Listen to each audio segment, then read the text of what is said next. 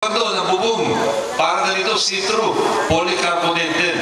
So, ibig sabihin yan, sa Disneyland, sa Ayala Town Center, at dito sa Arapiles, pareho yung klase ng bubong ninyo. Pinakamahusay na klase, first class na bubong para sa inyong lahat yan.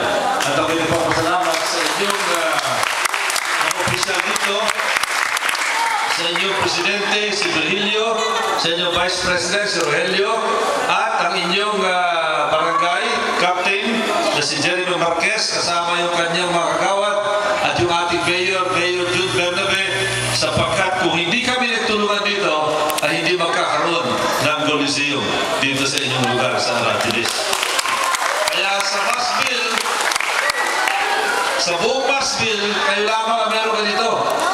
Sa Silangan, gusto ko sana magpagawa, kaya lang yung full court doon, hindi na pwede. Ginawa kasi nila ron, sinabdivide nila. Yung open space doon, magiging bahay yan. Kaya, wala sila ng open space. Doon sa Mangga, ganun din, meron half court doon. Pagkagawa ko rin sana, kaya lang, ganun din ginawa nila, pinag-subdivide.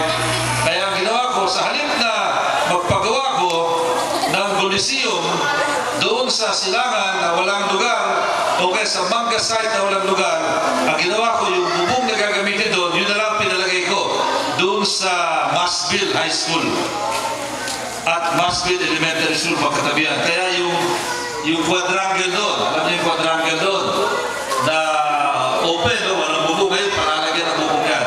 Kaya yung mga bata, sino nag-aaral sa Masville Elementary? Sino nag-aaral sa Masville High School? Yan, gagawin na yan, sisimulan yan mga bandang late June, hopefully aabot pa sa taglan, upang sa ganun, pagkatapos yan, kada umulan, wala kang alalahanin. Para katulad dito sa inyong Coliseum sa Arapiles. Kaya ako nandito para bumati sa inyo, sana magkaroon kayo ng masaya na pag-disco dito.